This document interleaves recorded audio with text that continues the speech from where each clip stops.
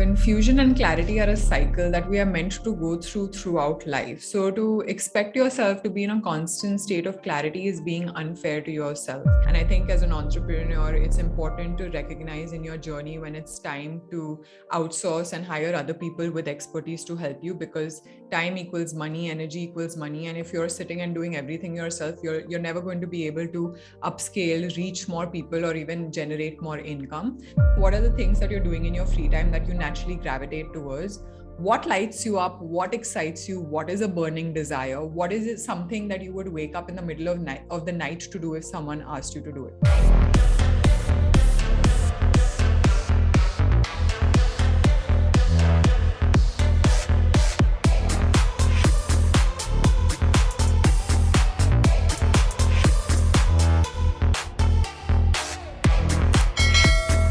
Hello, Rashi.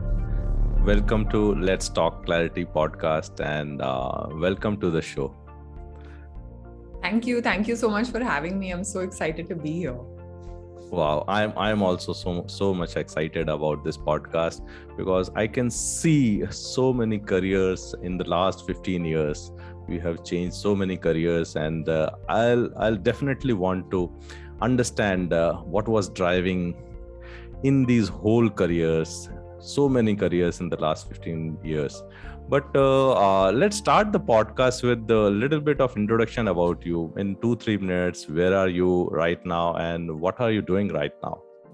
All right. So at the moment, I'm a mindset and wellness coach, money mindset and manifestation expert, and inspirational speaker. And I work primarily with women and also men when it calls out to me, to empower them and help them find more freedom and manifest more abundance in their lives. So I work with concepts like self-love, spirituality, intuition, and I basically work to simplify them so that it's easy to apply in your life, because these can be very complex concepts. But I explain them in simple language so that my clients can apply them in their life and manifest freedom in their body, in their mind, in their finances, in their love life, and essentially just become a magnet for their desires and intentionally create the life that they want. Wow, that was great. Even I also find it very difficult to understand spirituality and food and finance. Means I also want so much clarity about that. But I know you have been shifting so many careers. But how you find your clarity of career? How did you find your clarity? I think, and I say this very often to my clients as well, that confusion and clarity are a cycle that we are meant to go through throughout life. So to expect yourself to be in a constant state of clarity is being unfair to yourself. But the one thing that really helped me gain clarity at every level of my career when I made a different career choice was the fact that I'm not okay with being uninspired or stuck in my life. I don't like feeling that way. And so if I ever did feel that way, I always asked myself, what now? What would I like to do? What makes me feel alive? And what path would I like to take now? And in asking myself that question, I think I really opened up my mind up to what I would like to do and the next step that I would like to take. And I think it was just the courage to be honest with myself that I'm not feeling inspired anymore. This is not making me feel alive. Having the courage to take the steps that I needed to, whether it was switching a career, switching jobs, or just choosing a completely different career and starting my own business. These are scary steps, but I completely trusted my intuition. I tuned in with my intuition, and I tuned in with my truth and asked myself, what will make me feel alive now? And then I took those steps, because ultimately I feel like the clarity of purpose or the clarity of career is something that you see when you look behind. When you look back at life, you recognize what your purpose was. But when you are moving forward, it's really important to prioritize feeling alive, prioritize enjoying what you do, and also prioritize and also listen deeply to what your intuition is saying, because it's always communicating with you. Wow, that was great. That was great answer, that we have to feel alive. Yeah. And in this, while listening to your answer, I was just going into my mind, and I was just thinking that where I am feeling alive. And the answer came very easily, that while I'm recording this podcast, I always feel alive. Yeah. Yeah. How So amazing. yeah. So, but how was this journey? Means from shifting from doing a job in a Yeah. corporate to doing your own business, how difficult this transition was? Ever since I was a little girl, I knew I wanted to be my own boss. And it was only a matter of time that, my jobs taught me what they needed to. And it was only a matter of time that I felt the need to embark on this journey on my own. And when I did, it felt like a no-brainer. No matter how scary it was, it felt like I need to see where this calling is taking me, and I need to see how I can impact other people's lives through my own journey and through the lens of my own journey. And how can I share what I've been through with other people to make their lives better? And that in itself made it easy. And I feel like, for me, failure has never existed as a word. I always say that I get whatever I want. And so if someone asks me, have you failed? I will always say no, because I always think that it's just a learning process. And it just never occurs to me that I failed, right? So I decided I wanted it, and I went after it, no matter what it took. I was persistent, I was resilient, and I never thought twice. I just did the things that I needed to, and I went ahead and did it. Having said that, it has its own set of challenges. It requires you to grow on multiple fronts. It requires you to learn new things, because if you're an entrepreneur, you're not just, for example, I'm a coach, but I'm not just a coach. I'm also my back-end website manager. I'm also my own accounts team. I'm also a content creator. I'm also a social media manager. So it requires you to wear a lot of different hats, and it definitely requires you to, expand in your capacity to be able to do things. And most importantly, expand in your capacity to be able to trust yourself. So I think that persistence and self-trust are things that have made this journey more fun and easier for me along the way. Wow, that was great. How is this journey of solo entrepreneur? Means how to make those time management things, and how to be more productive in this solo entrepreneur, because there's no boss, there's no deadlines. The deadlines, Yeah. the deadlines are given by self, and there's no boss. We can take leaves as many days as we want. But how to be this productive in this solo entrepreneurship journey? I think the first thing is to recognize your purpose, and recognize that your purpose is larger than you. It's larger than yourself. For example, for me, and that's the easiest one to take, that as a coach, I recognize that my purpose is about helping other people live a life of freedom and abundance, right? To be able to help other people master their mind, to be able to regulate their emotions, and overall just live a richer life. And so I think recognizing that your purpose is larger than you, and you won't know it till the time you reach the end of it, is one thing. The second thing is through the challenges I've been through in life, and at a very, very early stage, right, in my teens, I developed drive. So I've always been very driven because of the challenges that I went through, and I've been independent because of that as well. And I think that drive has served a great purpose in this journey of being a solopreneur. And as far as time management is concerned, you have to hold yourself accountable. You have to have enough self-respect to draw boundaries and understand that I can only work this much in a day, and this is how much I want to work in a day, and this is how much I choose to work in a day.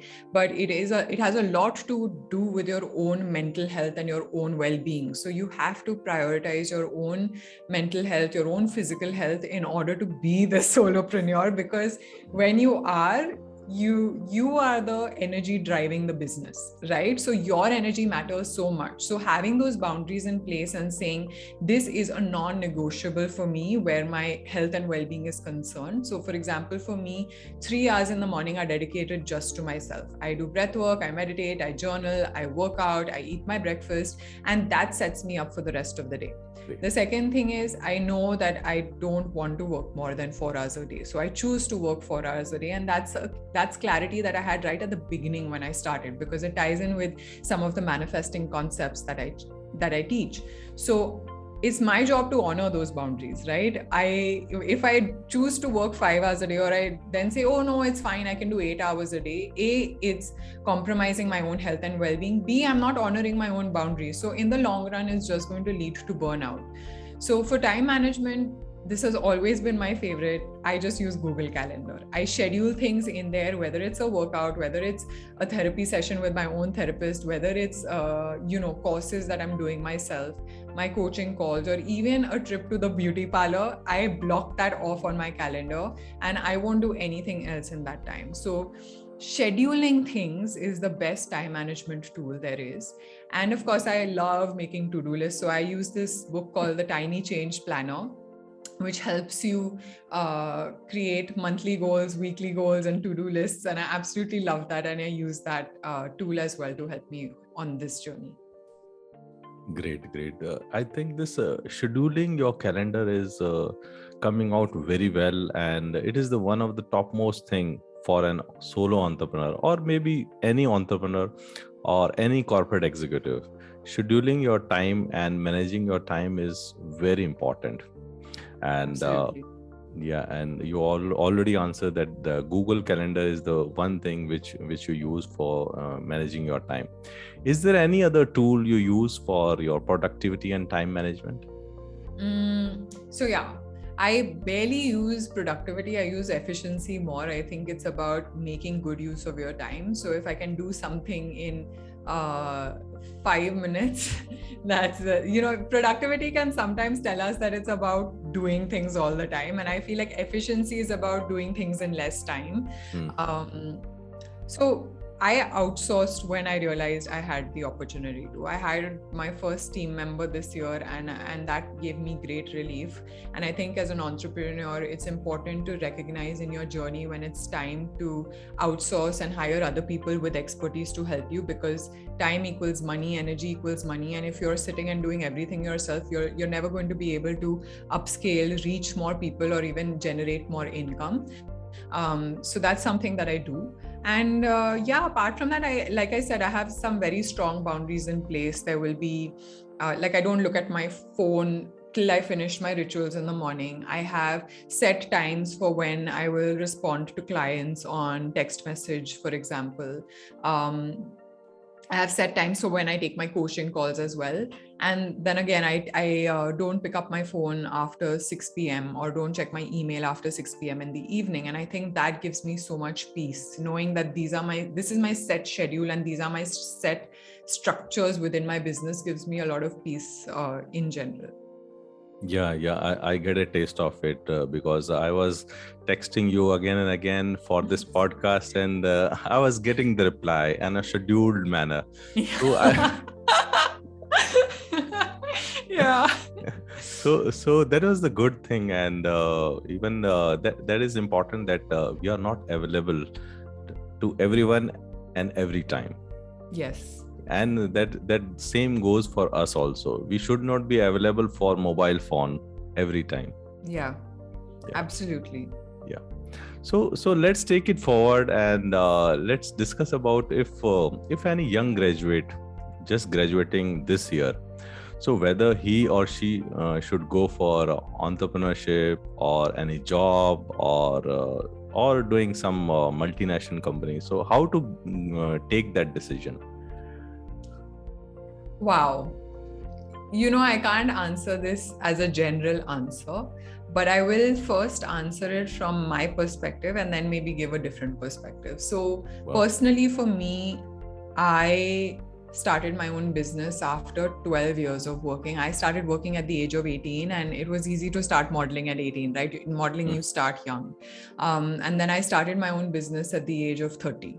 So I truly feel the value of everything that I learned while I was in my jobs, whether it was the confidence I built while I was modeling. I had stage fright, and then I had to wear clothes and walk on the catwalk. So I had to build confidence, whether it was just the ethics and the communication I learned in a corporate, or it was just, standing up for myself or asking for my worth when I was negotiating my salary. I think all of that helps me so much today in my business. And the self-confidence piece from modeling specifically, I feel so grateful for it today that I went through what I did, because modeling can be a very toxic industry, right? So the self-confidence, and then, learning that your energy is so important, all of that came through modeling. And then, of course, like I said, communication and ethics through corporate. So for me personally, I feel like that was perfect. I don't feel like I would have been prepared as an entrepreneur at the age of 21, fresh out of college, because I think it really teaches you how to work with a team, which is important if you're an entrepreneur who wants to hire a team. It opens you up to different perspectives, different ways of working. It opens you up to accountability, because if you have a boss and you have someone to report to, it gets you into the habit of accountability. So I personally feel like at least doing a job first, and also knowing that, you have stable income coming in, gives you a lot more freedom to express yourself or get creative in other areas of your life as well. So that is my perspective in terms of doing a job right out of college or right after you graduate. Having said that, we have examples of Zuckerberg and Bill Gates and all of that. And so if that is what you are being called to do, if you are a genius, if you have a very, very unique perspective, and you have complete faith and belief that what you're being called to do is definitely going to create change in this world, and if you have a clear idea about what is calling you, then by all means go and pursue it. It's amazing to have that kind of creativity and confidence at such a young age. So I would say it would be on an individual basis, but for me, I really feel like having a job teaches you some very important life skills. Yeah, that I could also relate to, because I'm also working from last 15-16 years now, and each day I'm learning, each day I'm growing, and each day I'm learning so many things which I can use now in podcasting, Carvaan Talk, or whatever say. So that was great. But you named three people, that Mark Zuckerberg and Bill Gates and then Steve Jobs. All three were dropouts. Yeah. So I don't know what driven them for this journey, and they made such a big companies after dropping out from their college, and it was definitely to do with their callings, and there must be something which driven them to these paths. Yeah. So let me ask you, what is driving you in this whole journey of entrepreneurship, or in the last 15 years? What is main driving force for you? The answer would be feeling alive. What's driving me is just that I get so much joy from it. I derive a lot of happiness from it. It gives me energy to be doing this. I love being financially independent. I love my money, managing my money. And now today, for the last 3 years, to be able to see how people's lives are transforming, and not just my clients' lives, but then the entire family, their entire family just transforms in the way they work as a unit, or, their outlook, or their health, their well-being, the awareness, their financial situation.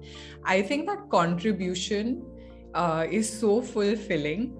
And that just really keeps me going every time I receive a client message, which is like, hey, for example, I wore a bikini today with full confidence when, someone was just wearing loose clothes all the time. Or when one of my clients made 8 times the amount that she was earning in just 2 months. Things like that to be able to change someone's life like that is such an honor, and it's so humbling. And more than anything, the clients that I come across and the people that I come across, right from you to, the my other peers in this industry, and then the clients I get to coach daily, they are so inspiring. When you hear their journeys and when you hear what they've been through in life, it really changes your perspective of this world. It makes you have more faith in humanity. It makes you a more compassionate person.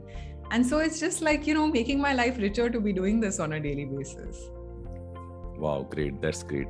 I really love the line that this is all driven by feeling alive. Yeah. and the one more thing which you easily share is the contribution and the journeys of the people. Yeah. I mean, I have goosebumps right now, right? Because I have clients who really overcome the biggest challenges, like some of the biggest challenges according to me in life, and then they still show up for their growth every single day in every coaching session. And that's like, what more do you need? I have daily doses of inspiration in my life. Great. So all these things are inspiration to you, means the client's progress and contribution back to society. Yeah. So if someone is working in an office or in a corporate, how to get that fulfillment? Because in an entrepreneur journey, we get fulfilled by seeing our clients, but in office, it is really difficult in those deadlines and clients and customers and peers, politics. So how to get that fulfillment in office scenario? Because you have been to this journey in the last 12 years before jumping into the entrepreneur journey. Yeah. So how to get the fulfillment in the corporate jobs or salary job? Yeah. So I'm going to answer this in two parts. The second part is going to be from my own journey and my own perspective. The first part being that remember why you started doing it in the first place, right? Remember your why and what got you excited about doing this job, and ask yourself, how can you tune into that energy, or how can you feel that why or that purpose on a daily basis? What work in your daily life in that job makes you feel like you are fulfilling that purpose? You are fulfilling your why and you're living your why. Because yes, there are so many meetings, so many emails to respond to, so many chai and coffee breaks. And then there are so many times where you're just sitting and doing nothing, right? So go back to your why, ask yourself, how can you connect to that why on a daily basis by doing at least one thing for maybe 15 minutes that makes you feel connected to that.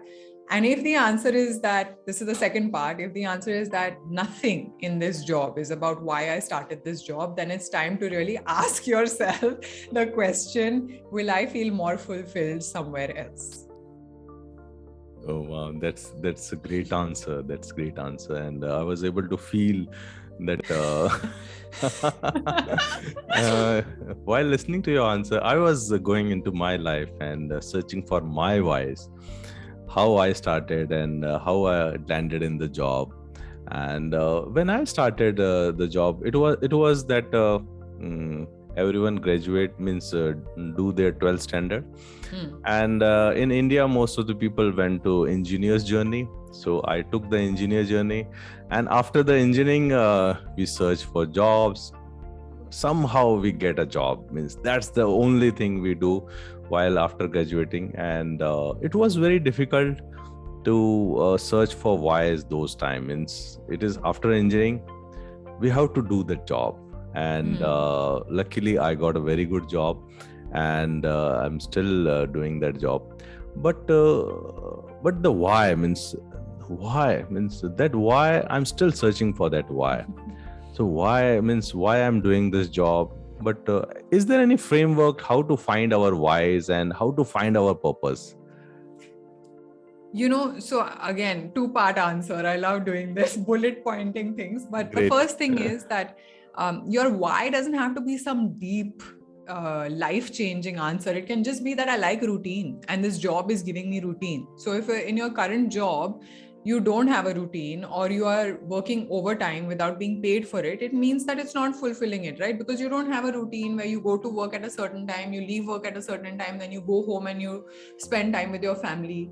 Maybe you wanted the job because of a certain amount of income that you felt you could earn on a daily basis. So maybe that was knowing that there would be a certain amount of money coming in every day. And when you look at it right now, you're not feeling fulfilled because you don't think that the work you're doing is being matched by the salary that you're receiving, right? So then in that case, maybe fulfillment comes from actually going and asking for that raise. Or if the current company is not giving that raise, then looking at where else you can get that money from, right? So the why doesn't have to be earth-shattering, because for some people, they're seriously like, I just want to go to work in the morning and come back at 6 p.m. and have chai with my family and know that money is going to come in the bank every month. I want to know that I have these many sick days off, I have these many holidays off, I have this much paid leave, right? That's enough as a why. So even in that, you have enough answers if you're working overtime, like I said, or not getting the money that you like. The second thing with finding your purpose is just asking yourself, what are the things that you find doing in your free time? For me, I used to research workouts. I used to read about food. I used to read recipes, like how people read books. I used to read recipes. Oh. Then after that, I moved to, as I transitioned in every phase of my career, right? I was looking at what I was doing in my free time. So when I got into modeling and when I was in fashion PR, I used to spend my free time reading fashion magazines and learning about international fashion designers and international luxury brands. Then after that, when I transitioned into a sports brand after that, when I transitioned into marketing for a sports brand, at that point of time, I was naturally spending a lot of time working out, interested in movement, interested in how your physical health impacts your mental health and all of that. And then after that, when I transitioned into my own business, I was naturally spending a lot of my free time, again, learning about the human mind, learning about nutrition, reading recipes, like I said. And now I spend more time reading about mindset, spirituality, truth, things like that. So ask yourself, what are the things that you're doing in your free time that you naturally gravitate towards? What lights you up? What excites you? What is a burning desire? What is it, something that you would wake up in the middle of the night to do if someone asked you to do it? For some people, they're just naturally good at helping people, right? So if you're good at helping people, there are so many professions that you have nowadays. And that's the advantage today's generation has. Even if you were not born in this generation, and even if you're in your 60s, I think we have enough examples of people starting businesses in their 60s where they're pursuing their passion and their purpose. And then I think the last thing is just like, what do you love doing? What comes easily to you? What comes effortlessly to you? These are the things to ask yourself. And maybe you will find what your purpose for now is, and then move forward on that journey. And maybe it will evolve and transition as you grow and evolve. Wow, that was great answer and insightful. And the one thing which I really picked is that the why is not that a big why statement or some vision statement. Working and going to the office 9 to 5, 9 to 6, and returning back and having tea, that's an enough why for someone to continue the job. Yeah. I have so many moms, right? Excuse me, I spoke over you, but I have so many moms who come and say, I want to feel more purpose in life, and maybe the only purpose is to be. I remember telling one of my clients that, and she said, that changed my life. Maybe your only purpose is to be exactly where you are, and that's it. Oh, wow. I really love it. The purpose is to be. Yeah. Great. That is very insightful to have that fulfillment in purpose of being that person. Yeah. So let's take it forward and understand that you have been to so many careers. So what are your 3 topmost highs or topmost achievement in your career? So with every transition I made, I think I had a certain goal. So when I started modeling, I gave myself 2 years to model, and my goal was to do Lakme Fashion Week, walk the ramp for Lakme Fashion Week. And 3 months before I stopped modeling, I walked the ramp for Lakme Fashion Week. Wow. So that was my first high. The second one was working for Nike. It was a brand that I always wanted to work for, and I had the opportunity to and the honor to have one of the coolest jobs in the world according to Google at Nike, which is an econ. That was the second high. And then the third one is really just starting my own business and having run it for 3 years and having grown double the amount this year in the last financial year. That's my third high. Wow, that was amazing. That was amazing. In every career, you had your highs, and you have been through this journey of switching the careers also. Yeah. That's great. That's great. And if I ask you, means what was the top 3 learnings from your career last 15 years? What would that be? First one would be to believe in yourself and your vision, whatever that may be, right? Because like I said, if the person's vision is to only have a 9-to-5 job and experience the financial security of a stable income and pension coming in later, that's absolutely fine, because maybe someone else won't believe in that vision. They may just be like, oh, you're living such a boring, mundane life. Have some adventure. There must be more excitement. But that person is speaking to you from their perspective, right? And let's say you have some really crazy, wild ideas and you want to live this abundant, luxurious life, and you have this vision of a really big business, then you have to believe in it first, because no one else is going to believe in it. It's your dream, it's your vision, it's your desire. So you get to believe in it, even when no one else does. And I remember when I started this business, this vision of this business was the only thing I had. At that point in my life, everything had fallen apart. I didn't have one single stable thing in my life. The only thing that kept me going was that this vision kept coming up for me over and over again. So you have to believe in yourself, because no one else will, no one else has to, and no one else needs to, right? It's not their job to. So that's point number one. Point number two, as I mentioned earlier, resilience and persistence. These are 2 qualities that will get you very far and that will lead to success no matter what. I do believe skills, intelligence, creativity are all important, but all of these without resilience and persistence don't go very far. So resilience and persistence are 2 qualities that will get you very far in an entrepreneurial journey, in your job, and in life as well. And then the third thing would be to be authentic and real, because there are so many coaches, for example. There are so many inspirational speakers. There are so many people who are there to interview for the job. But what truly sets you apart is your own uniqueness, your own unique perspective, your own life journey, and the thought process and the perspective you have as a result of it, right? Even Ivy League colleges like Harvard look for what is unique about you, because ratta to sab koi maar sakta hai, right? You can memorize the theory no matter what. Everyone can memorize the theory. But what sets you apart is the unique life journey that you have and how you bring that to the table. So I think having confidence in who you really are, what you have to say, and using your voice to express it is very important. Being authentic and being real, because people can see through the facade. People can definitely see if you're not being real. So I think these are my top 3 learnings. Wow, that was amazing learnings, and I'm able to resonate each one of them. And the first one was close to my heart also, that believing in self. Yeah. Because the believing in self is where everything starts. Yeah, absolutely. The genesis and the transition or transformation, everything starts from self-believing. Yeah. So I'm here. I'm becoming very curious about the whole journey. Means, can you share the whole journeys of your careers in 4 to 5 minutes or something? That what all the careers you have been through in a short, so that we get to understand from where these learnings are coming from. Yeah, definitely. I'd be happy to. So I started with modeling at the age of 18.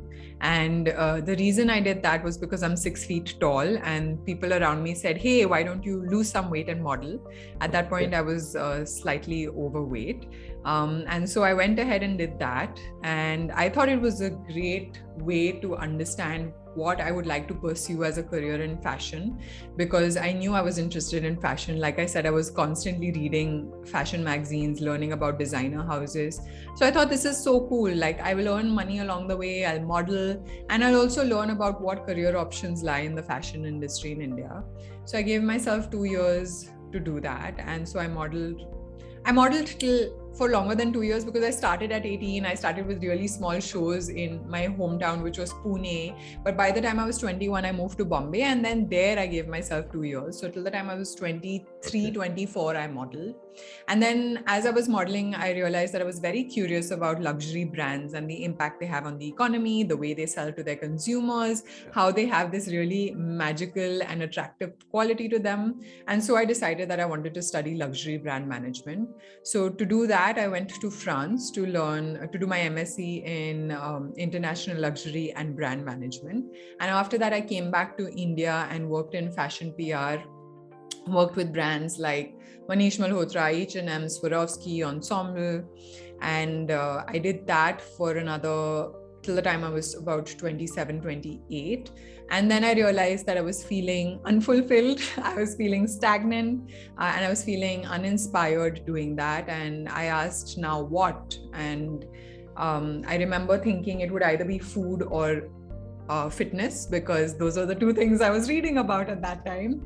And I got an offer from Nike, and then I worked with Nike for about 2.5 years in their marketing team, which really shifted my perspective on what healthy means, what health really means, what physical fitness really means. Because up until that point, it was a lot for me about weight and being skinny and being a particular size.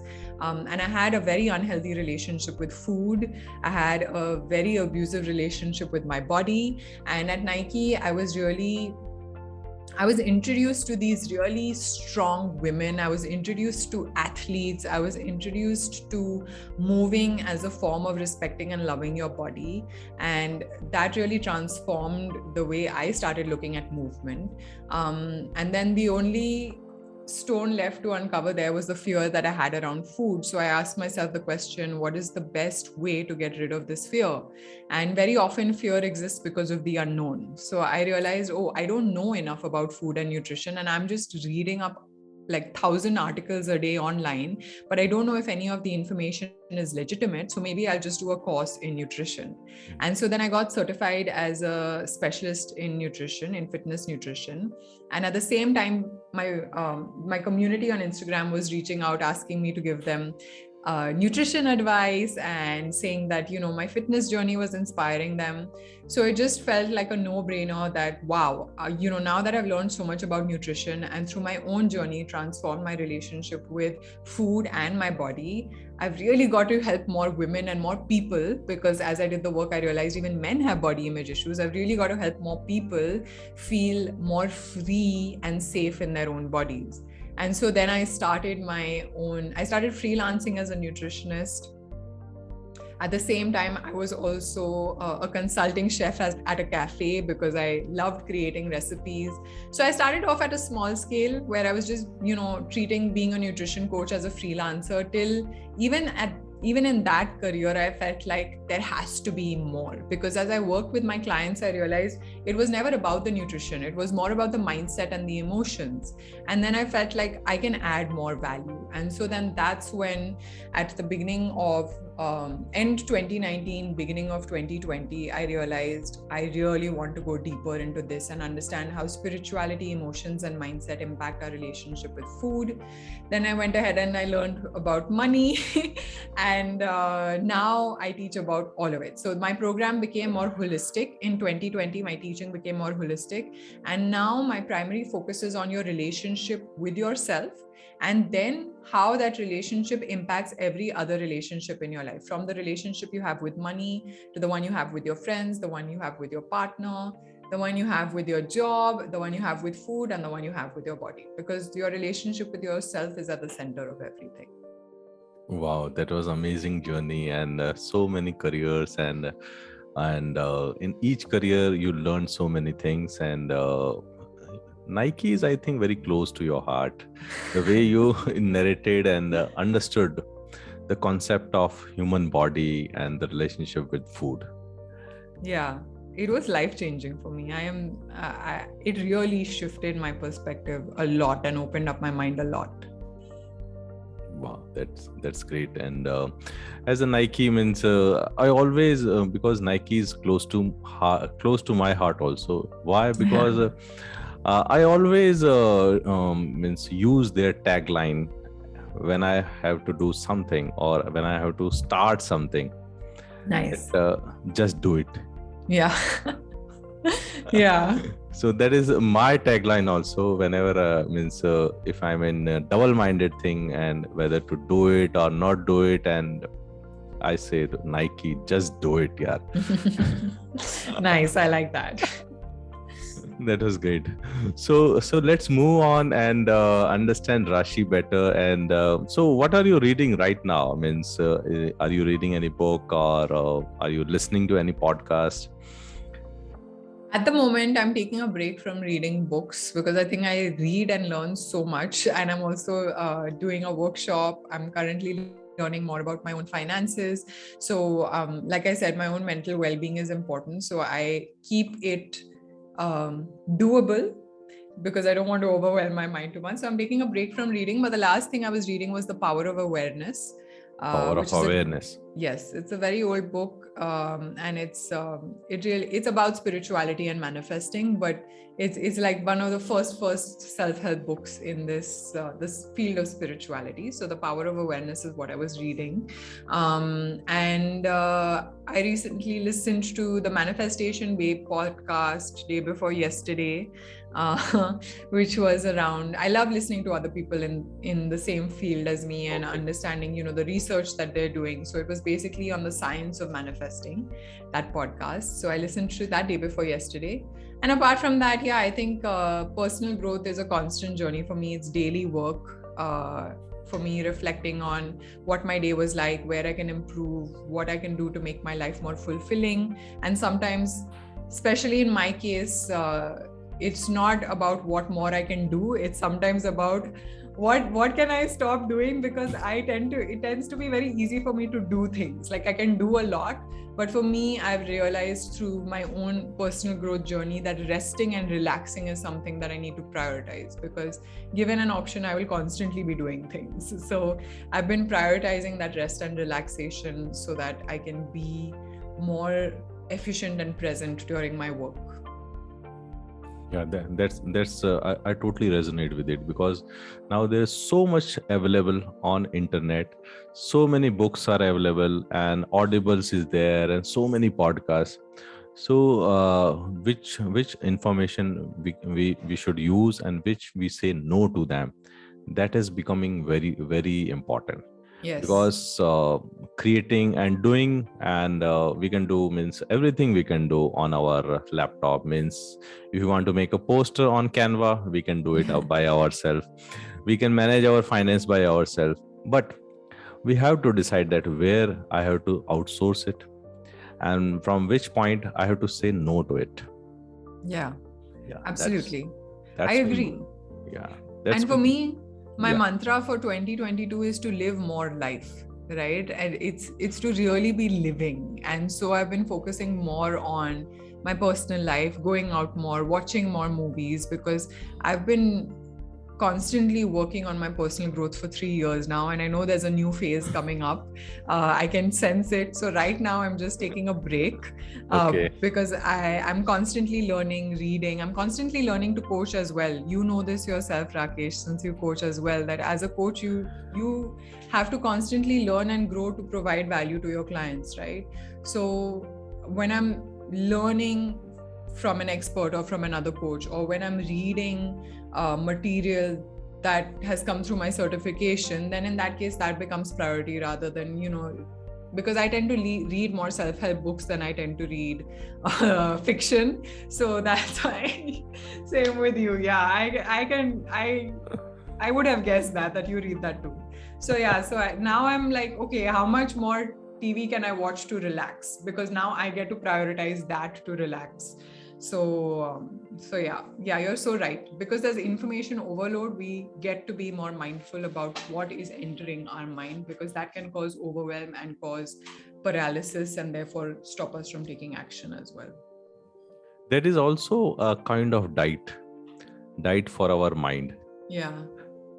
So what diet we should eat and what diet we should have for our mind, that is also to be we have to be mindful with that. Yes, absolutely. Our mind is exposed to 17 million pieces of information every second, and that's already happening, right? And we get to be mindful of what we're consuming. As you said very rightly, our diet is not just what we eat, it's what's going into our mind. And in fact, we live in a society that places a lot of emphasis on physical health and diet and nutrition and movement, which is all extremely important. I 100% agree. But 95% of disease and illnesses are caused due to stress. And stress is a result of the perspective that you have and the mindset that you have. So being very, very picky about what is entering your mind is important for your overall well-being. Wow, that was amazing. That was an amazing point which has come up in this conversation. Yeah. Great. So your company's name is Holistic Daily. So Holistic Daily by Rashi. So from where you get this name, and what is the story behind it? So, fun fact, it's not a registered company. Okay. Because I am registered as an individual in the tax system in India for GST and things like that. But my company is not registered. But I did start off by using this for the blog that I had initially. Okay. And then with the universe's support, my business grew exponentially. But initially, it was about the fact that your health is a daily choice, and your health is not unidimensional. It's not just about fitness, weight. It's not just about how many squats you can do. It's not about how clean you are eating. Your health is multidimensional, and it is a circle. It is all interconnected. Your mind, body, emotions, and your spirit are all interconnected. So it is holistic, right? And we tend to single out just physical health, as I said, in our society. And we need to start bringing in more of the mental, spiritual, and emotional aspects in as well. And looking after your health from that holistic point of view is something that you get to commit to daily, something that you get to do daily, so that you can live a more fulfilling and abundant life, so that you can feel more content in your life. And so therefore, holistic daily, because I believe that showing up for your well-being is a daily act of self-love. Wow, great. That was great. And I was able to understand that why it is Holistic Daily. And I was trying to understand, so why I had named my company, means my podcast as Let's Talk Clarity. Because somehow I'm trying to bring out clarity, and while I'm naming Let's Talk Clarity, it is bringing me clarity to so many fields. Because whenever I'm doing something and I'm having two answers, I always say to myself that let's bring clarity. And the name pushes us to do that clarity part in our own life. So the same way, means what you have described is how to do the health as a holistically, and we have to do as a daily choice. Yeah. So Rashi, for the listeners, how to get in touch with you, and means how to understand what are your courses, and how they can contact you for your courses. Yes. So I am most active on the social media platform Instagram. And on Instagram, I am at Wellness by Rashi. That's RAASHI, Wellness by Rashi. Wellness. And through the link in my bio on Instagram, you can go to all the offers I have, whether it's a new workshop, whether it's a wait list for a future workshop, or it's just the freebies that I have available. You can find them all through my link in bio. And if someone isn't on Instagram, then my website is holisticdailybyrashi.com. Oh, great. So I will link these handles on the description of this episode. Nice. Yeah. Yes. Thank you for that. Yeah. And so this brings me to end of this episode. And I always ask my guest one of my questions that very close to my heart, that if you want to write an autobiography, what would you name your autobiography? She lived with her soul. She lived with your soul. And what means? Can you describe what will be the last chapter of the autobiography, and means how that autobiography will end? I imagine this often, and I imagine it daily pretty much, when I'm making a decision, or when I'm asking myself what's the next step. For example, even when you asked how did I get clarity of purpose, and I was quitting my job to start my own business, I asked myself this question: will I regret it if I don't do this? And if I were on my deathbed and I look back, would I regret not doing this? And I believe in having no regrets. I really don't have too many regrets in life. But that is a question I ask myself. Would I be happy with this decision? And therefore, when I imagine the last chapter, it's always about feeling fulfilled, feeling content, and most importantly for me, smiling and experiencing that joy that really comes from being connected to your spirit and your soul is so important. So when I imagine, the last few years of my life, it's really about continuing to find joy in life. It's about continuing to grow and evolve no matter what age I am, even if I'm 95 or I'm 96. And continuing to feel grateful to have an additional day to live and laugh. Wow, that was amazing and insightful. And from this, I just understood that the last chapter will be means she lived. What was the name means? She lived with her soul. She lived with her soul. Wow, that was amazing. So let's bring out. I've just forgot.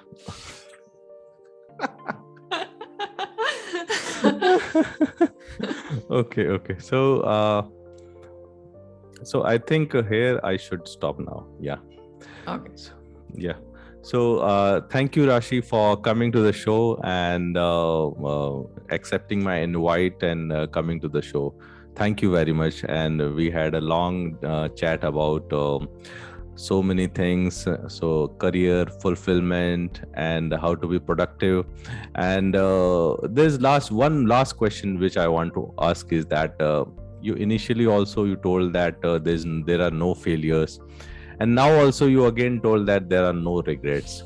So how to achieve that mindset, that to have failure as a friends, or there's no regret in our life?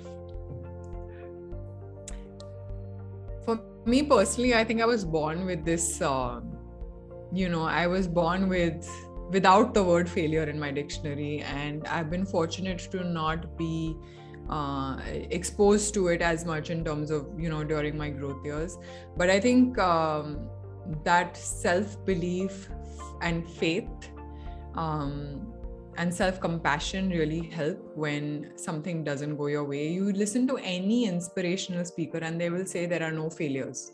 There are just learnings. And I was listening to this other video the other day, and I think Jordan missed 5,000 times is the figure. I'm not sure if I'm right. So please, no one quote me on it, but he missed 5,000 times before he made, I think, one of his most phenomenal goals or something like that.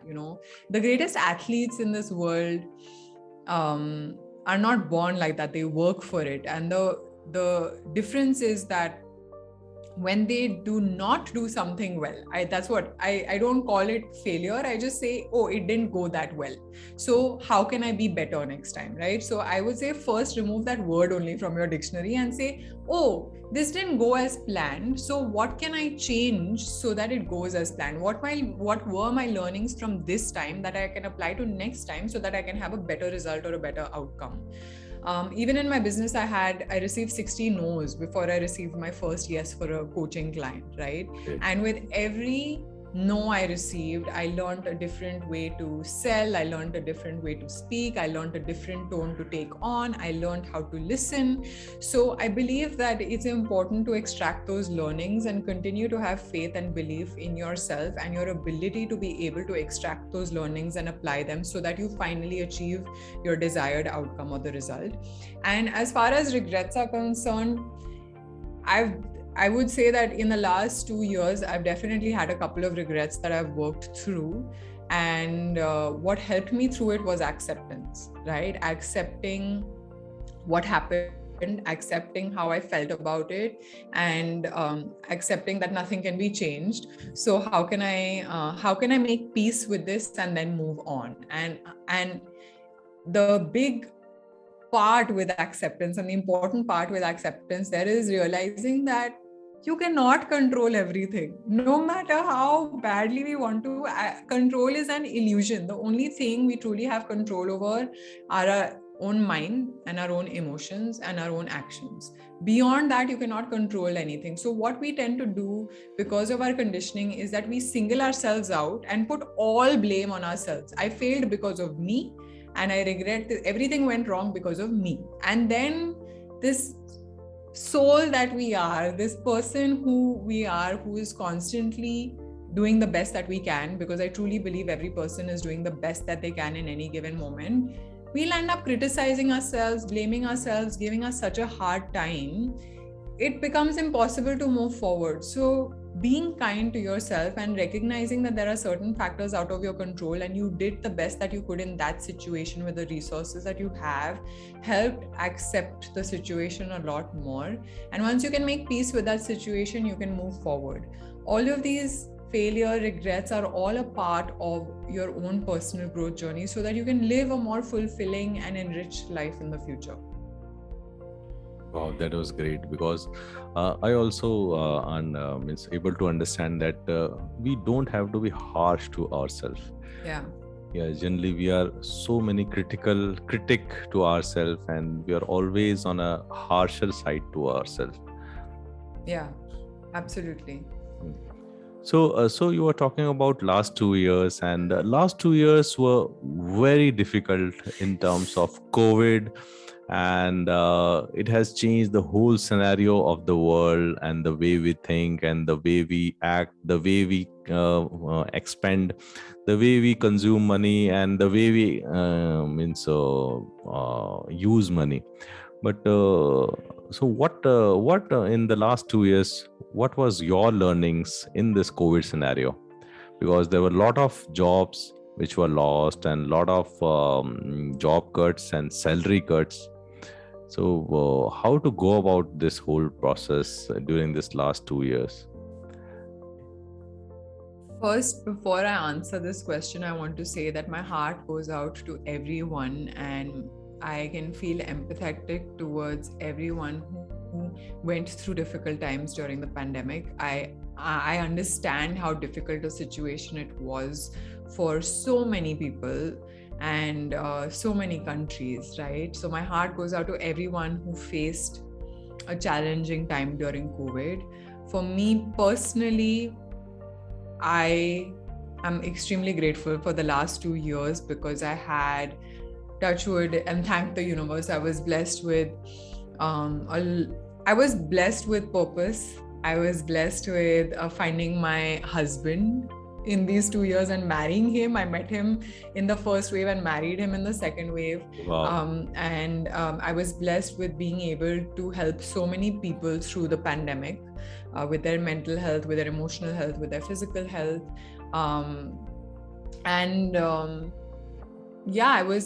It was the most exponential personal growth I have had in my life.